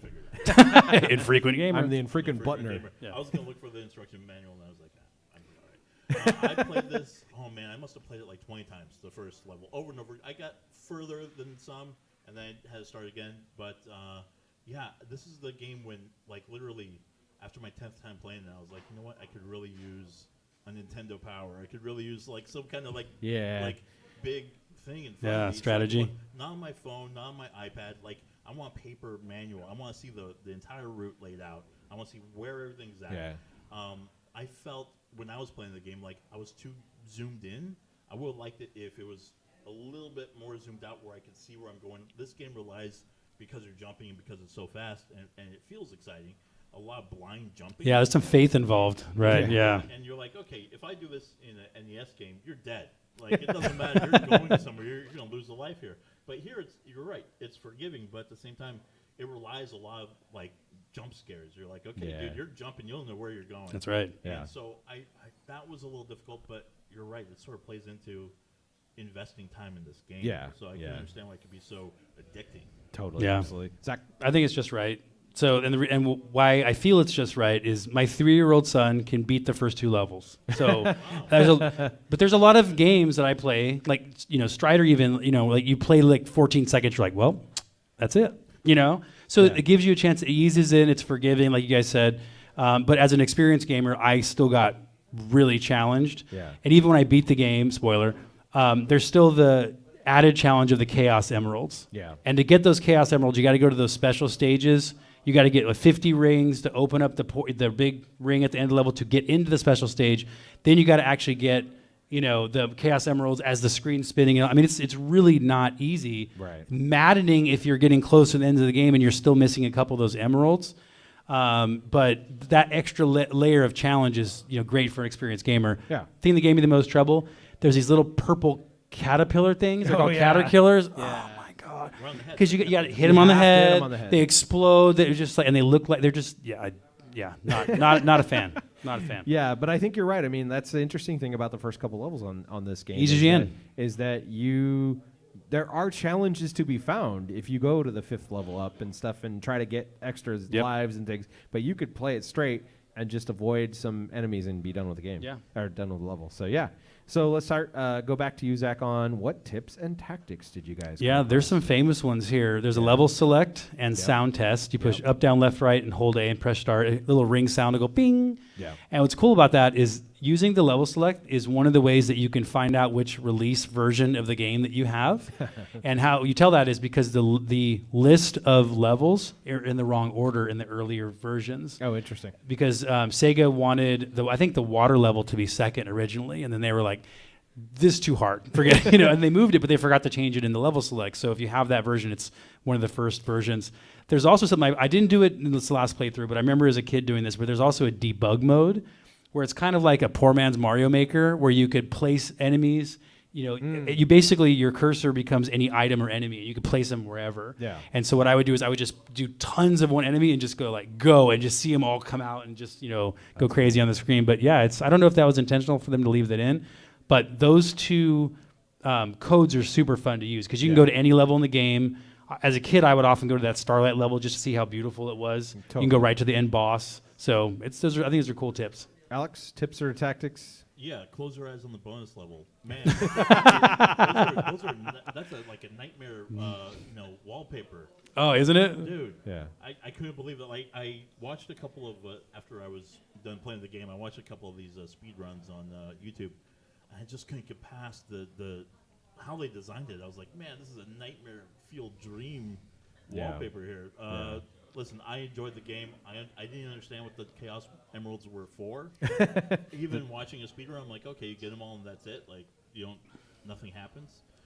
Better ending. You just get Yeah. it. All right. So no, I just tripped out on this game as a whole. Maybe I'm aged out of it. Yeah. Imagine if you're like one of the programs that had to just work on those bonus levels and you had to like tweak things. You'd be like, oh, I'm sick. Just put dolphins back there. Let's have them go around. That's fine. We're almost to the final boss Yeah. here. Whoever played this. So yeah. real quick, I don't really have much tips and tactics other than make sure you have rings on you all the time. Like go back and find the rings. Like, and one of the things that's cool, like I said earlier about the bosses, like there's a lot of times in this game that you can go through a screen and come back. Yeah. Right. At the end, if you have that big ring, if you catch it in time and you've run through the screen at the end of a level, you can come back and get the big ring. Yep. And again, like if you die before a boss, go back and you can go back to the left, which is not something I remember from very many games. If you don't mostly die on the boss levels, you just start right there. But this one, you can go back and get some rings.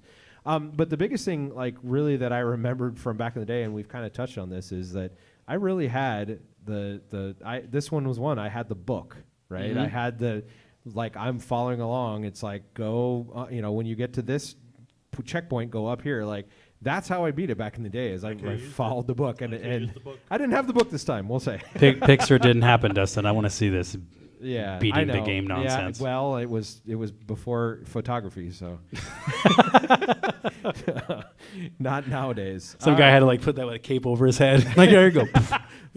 Here's your playthrough. Or, It's all white. Back to when your mother took the wrong picture of That's Pitfall right. and, That's right. Sent that into Activision and didn't actually have the TV and the screen. That's right. Yeah. Thank God I had a good friend that gave me the prize. That's right. Go listen to our Pitfall episode if you want to hear a heartfelt story. Whoa. All right. Anything that would have made this game better, or is it good the way it is? Oh boy, I think we're gonna just recuse Alex from this question.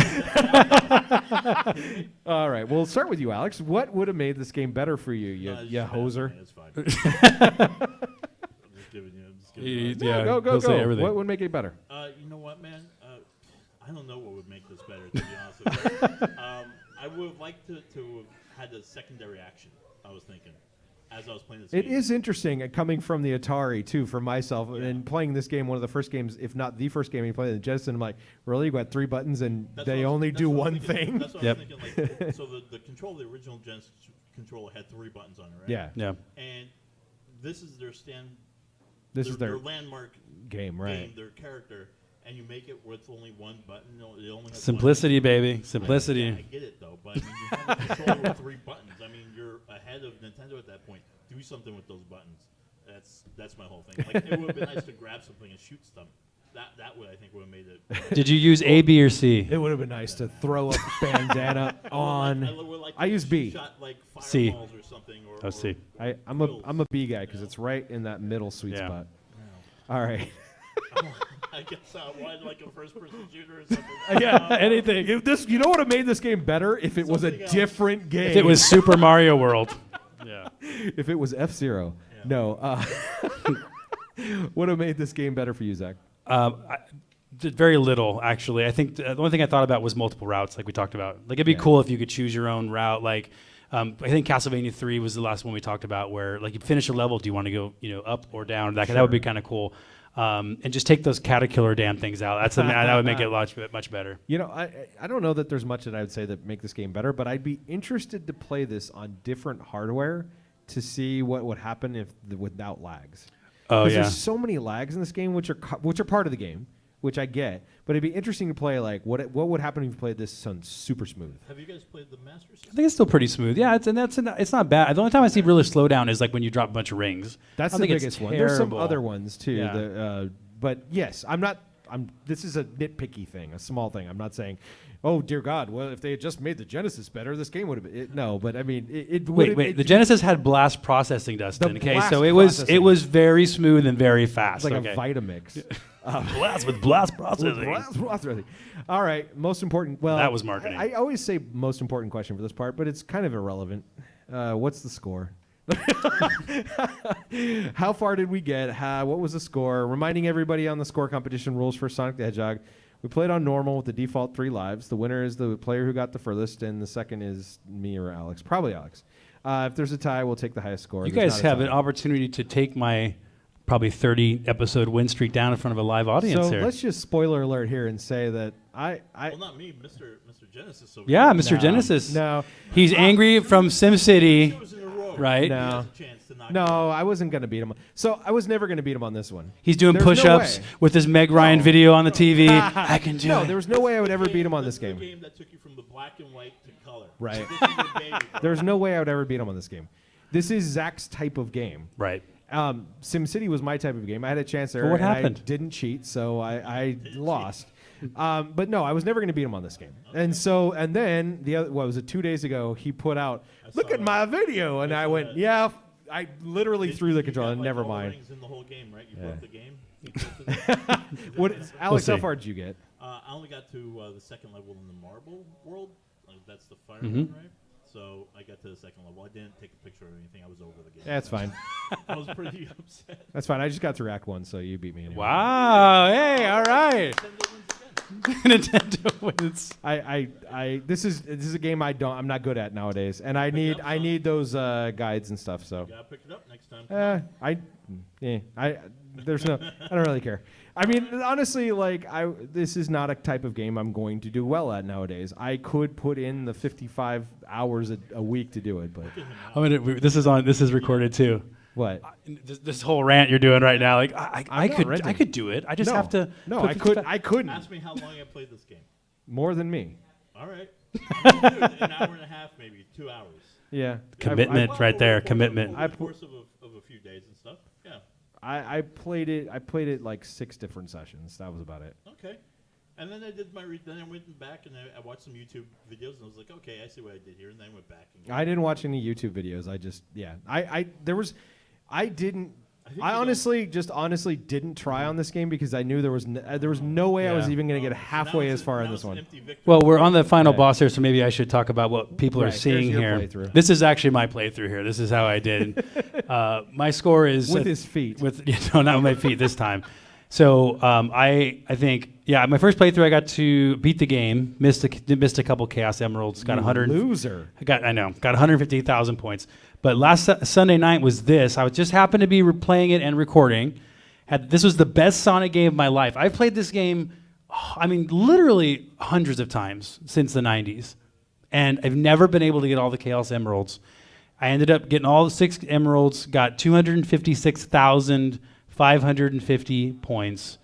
And guys, I seriously think this podcast is making me a better gamer because we're playing all these hard games like Strider and Batman, and so it's actually it's sharpening that pencil a little bit. So you're the guru, so you better be doing better than the rest of us. I mean, if someone beats you, that's it. Right? That's it. We quit. Yeah. We closed it. That's it. It's over. Yeah. Now we didn't point it out here in the video, but if you go on YouTube, our YouTube, and check it out, at 16 minutes and 26 seconds, I'm in one of those nauseating levels to get the Chaos Emerald.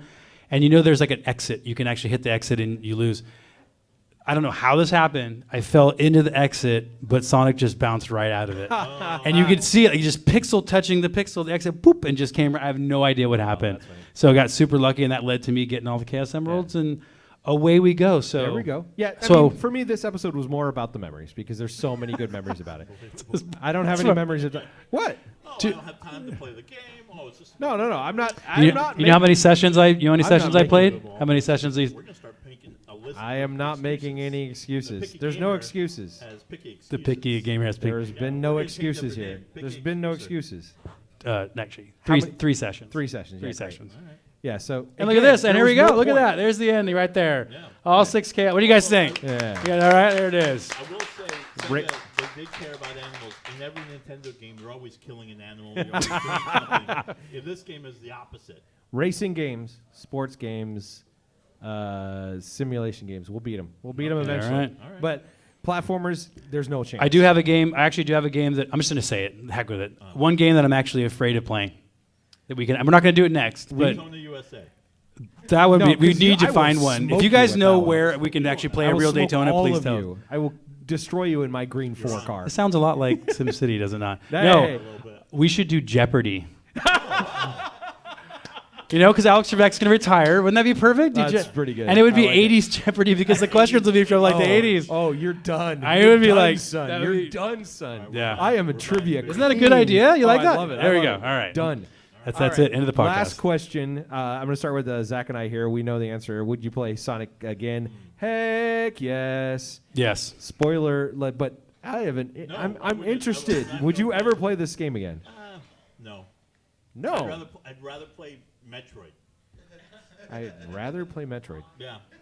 This Can you- reminded me of Metroid when I was playing it. It did. Metroid's a good game. Because I have, to hit this thing happens, I go here, and, it's a different map, it's different ways to get to somewhere. The internet disagrees with you, Alex. the But you know what? That's why you're here. internet Different disagrees. perspectives are good. I get you. I'm looking at Except the way yours that- is I'm looking terrible. at the way that- I'm looking at the way that Sonic is going through some of these maps, and I'm like, dude, this is Metroid. This is a Metroid level, right? That did look kind of Metroid, that one. Yeah. Less aliens, though. Yeah.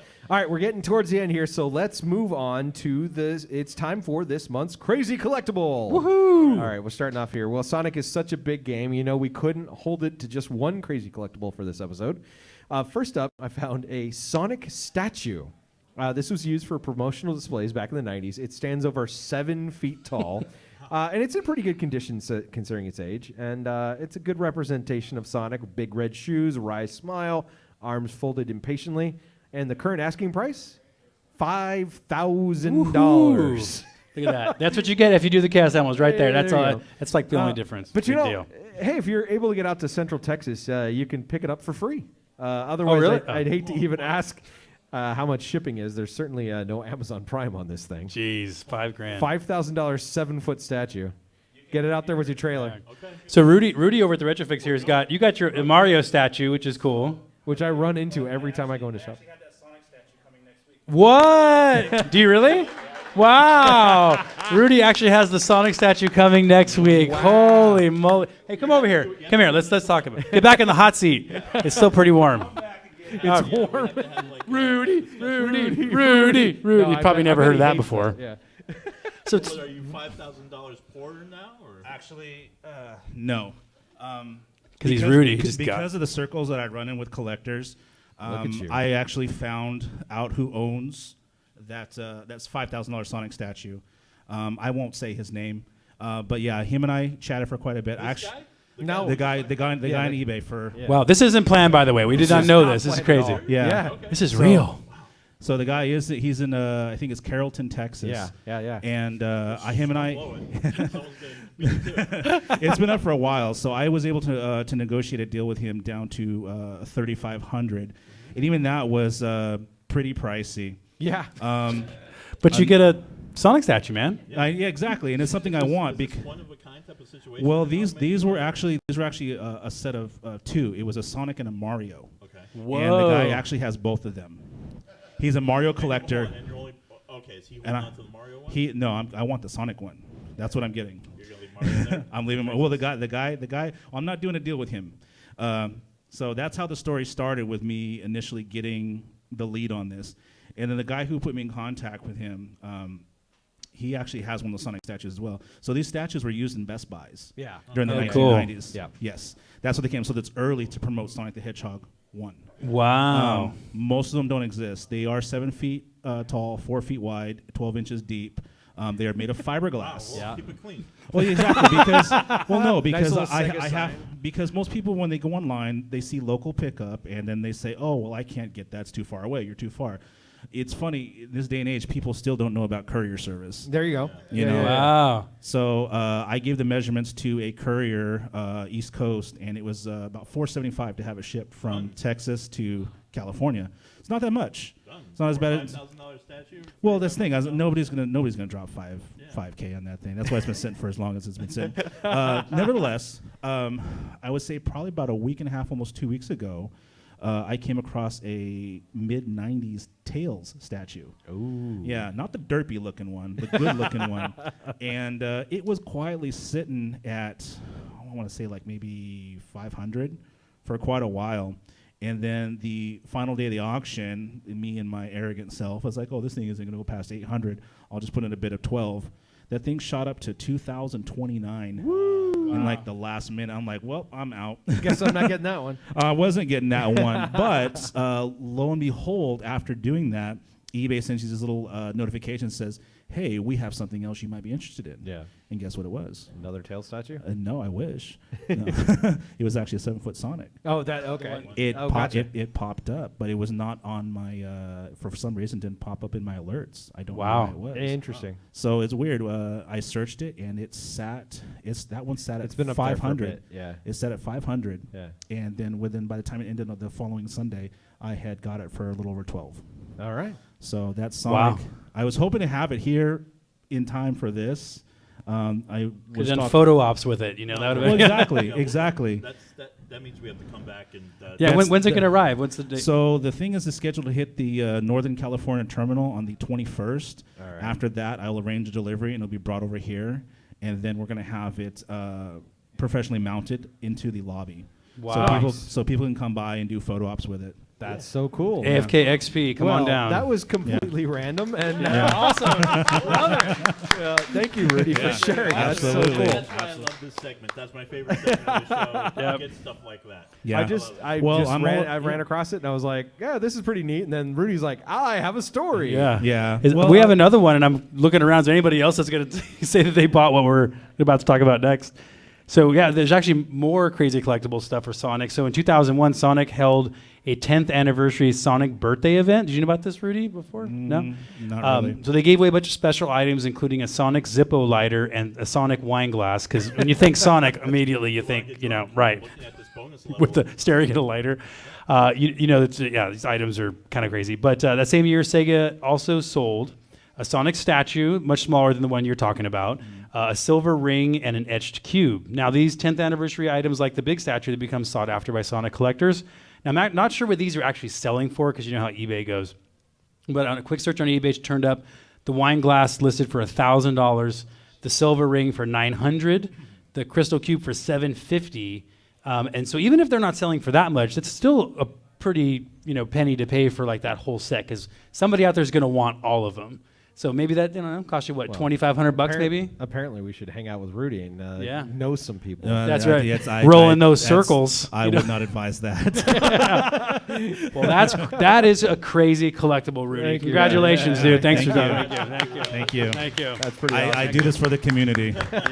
Thank you. So if you want your picture taken with the 7-foot Come on down. Sonic statue, Or me. down Next month? in about 10 days. Yeah. We'll be here in Campbell, California. And Rudy's about 7 feet tall, so it'll be, about so, right, you yeah. know. Yeah, just horizontally. I resemble that remark. All right, now it's time for our retro game giveaway. Ooh, that's right. So, we got our copy, Rudy? You got an extra copy of Sonic? Yeah. All right, cool. So we've got 2 original copies of Sonic the All Hedgehog. right. We're going to give 1 copy away to a lucky person in the room, and 1 will go to our online. Zach, who's getting our first copy of Sonic? All right. Well, our first winner is Brian, a.k.a. Sin Spacies. Yeah. Now, Brian's a huge Sega fan, and honestly, I don't know if he really needs a copy of Sonic the Hedgehog. But we really wanted to say thank you to Brian for supporting the podcast. He works really hard to keep the retro gaming community alive. He puts out some amazing content, videos, and all that. Everyone needs to check out. Thank you, sir. Needs to check out @SinSpacies on Twitter, youtube.com/SinSpacies. Brian, you got yourself a copy of Sonic in a case signed by the Retro Game Guys. So congratulations, sir. All right. Thank you. Oh, yeah. All right. Congrats, Brian. Okay, now let's move on to picking our next winner from someone here in the room, but not you, Jerry. Yeah, Jerry already got something last time. I guarantee I'm going to pull out his number first. Jerry's got a mustache this time. He's just like, what, Jerry who? I don't know what you're talking about. My name is Geraldo. Yeah, give it a good shake. What's Jerry backwards? I don't know if I'll figure that out. Glass with the tickets in it. Yurge. I'm your edge. Yeah, your edge. Nice. All right, we're going to go. We have a coupon here. Here we go. Tickets, All right, check your tickets. Here we go. Our winner is 706630. All right. Not All right. Jerry. Not Yay. Jerry. Come on up. Come on up. Not cheap seats, though, either. Congratulations. What we do is whoever sits next Why don't to you have a Jerry seat? Have a seat here. Why don't you have a seat in the hot seat? It's still pretty warm. You don't All have right. a 7-foot Sonic statue, do you? No. I don't. No? actually. All right. And what's your name? My name's Nima. I'm actually. Oh, one of the dudes Nima. who Did the tweets on the. Yeah. Yeah. Yeah, congratulations. Well, here's Nice. your Sonic. All Thank you right. very much. Thank you. Yeah, and I Thank saw you, your guys. profile. You do a little bit of VR, do you not? Yeah, I've been in VR for like 7 years. That is awesome. Does it look like this? That's exactly what it looks like. Actually, there is a funny thing that came out one time. There's this game. It's a fan game called My Neighbor Sonic. Okay. Or no, My Roommate Sonic. Interesting. And there's this whole thing. It's very uncomfortable, but you can use it with one of the original Oculus Rift dev kits. And it's 3 different mini games. They're all very bizarre. They're like super weird. Okay. But the weirdest one, you're sitting on a couch with Sonic, and you guys are both watching TV, and you look over at him, and he starts to lean in to kiss you. And then his like one giant eye turns into like a gaping hole and sucks you into it. Oh my God. In VR, this is super disorienting. And I'm this a is fan of that. this I will is- play that game. and I'm not even kidding. This is 100% a real thing. You guys need to look up man. playthroughs. It's That's absolutely disturbing. insane. I'm in. Well, Well, thank you for joining us. Yeah, I think. yeah. All right. Thank you. I'm now having nightmares. All right, congratulations. You guys, great show. Thank you. And this is a wonderful segment. This just keeps getting better. Right. I think we're moving on quickly from the gaping hole that is Sonic. Did Sonic have those teeth, by the way, when he sucked you in? I don't know if it's scary. Right. All right, guys. Wrapping up here, getting to the end here. Now it's time to talk about what game we are playing for our next episode. Zach, want to share what's next? Sure thing. Jeopardy. No, I'm just kidding. So earlier we talked about the 16-bit war, right? Yeah. And how Sonic helped Sega get the leg up on Nintendo for a couple of years. Well, next we're going to play the game that helped Nintendo spring back and eventually win that 16-bit war. That's right. We're going to go back for more monkey business. Yeah. Yay. We're going to be playing Donkey Kong Country, which came out in 1994. And any fans of Donkey Kong Country? Yeah. You guys dig it? Yeah, all right. It's one of 3 SNES games I own. So there you go. Now, we did play the 1981 Donkey Kong, like the original game, the arcade game, a few episodes ago. But this is a completely different game. Platformer, uses 3D rendered graphics. And that really bridged the gap between the 16-bit era and what was to come next in the CD-based area. And by the way, speaking of CDs, I don't know if you guys saw this, but the PlayStation CD, which was a prototype of Nintendo and Sony potentially working together, Nintendo should have done it. The prototype was in a private collector's collection for quite some time. He's actually selling it. It's up for auction right now. I haven't checked it today, but I think yesterday. Rudy's going to buy it. Yeah, Rudy, there you go. Do you know anybody? Yeah. I saw it at 30,000. Is it really that? Is it really that high now? Yeah. Oh my God! If you couldn't hear, Mike, Rudy said he put in a bid for 55, and it got overridden. Rudy, I got it. 250,000 Oh my God! now. Jeez. $250,000? Dude, this is literally one-of-kind, unique prototype that you'll never see again. Wow. I tweeted, send kids to college or this with like a little yeah, so that's insane. I'm out at 200. Forget it. I'm out of here. So, but can we, how do we play Donkey Kong Country not spending that amount? Yes. Well, you can play it on the Super Nintendo Classic, the plug-and-play system. The original card's not too expensive, like $20. You can still pick it up. Yeah. And it's gonna be really fun for us to do a comparison. And I'm already betting on the fact that this guy right here is gonna be like, this is a great. Whoa. All right. By that time, I was already avid. Oh, that's right. You were growing up. I forgot. I was grown up. You're all grown up. Yeah, he moved on to comic books. Okay, let's not get ahead of ourselves here. All right, guys. That's just gonna be super interesting. I'm looking forward to it. That's a game I've never played either. The hot seat is the star of this episode. I think. I gotta say. Another chance. Yeah, it's a platformer. It's not happening. One of the 3 Nintendo games you own. So It's not happening. It's a hard game. Put in some time, buddy. Put hard driving. You're letting us all down. NBA Jam, maybe, but not a platformer. All right, guys, let's wrap up with a recap of this week's Sonic the Hedgehog rankings. I'm last, you're second. Zach won. Great. All right. Yeah, no, Zach blew us all away. Like, there's 7 zones, and I got through 1, you got into 2. After that Twitter post, I was like, all right, I'm not going to. I know, he's seriously like, not that I would have beaten the game, but that just completely took. Don't ever send your score out before. It's so lonely because why don't you guys watch my hour-and-a-half playthrough where I destroyed the game? Well, what happens if I want to talk about those later levels? It's so lonely. No one's here to talk about those. You know? All right. Maybe you guys could cuddle, spoon The hot seat's closed. He can show you how to actually beat Street Fighter 2. All right, guys, that's all the time we have for our Sonic the Hedgehog episode. Thank you again to everyone here in the room and everyone listening. And to our special guests, Sega Master Tim and Rudy from the Retro Fix. Double time on that one. Yeah. And to our partners here at AFKxp and Level Up and the Prune Yard Cinemas. All right, guys, we hope you enjoyed this podcast and it makes you want to maybe go see the Sonic movie. What do you guys think? Yeah, who's with me? Yeah. All right. For the Retro Game Guys, Zach and Alex, I'm Dustin saying game on. Until next time, friends. Thank you, guys. Thank you very much.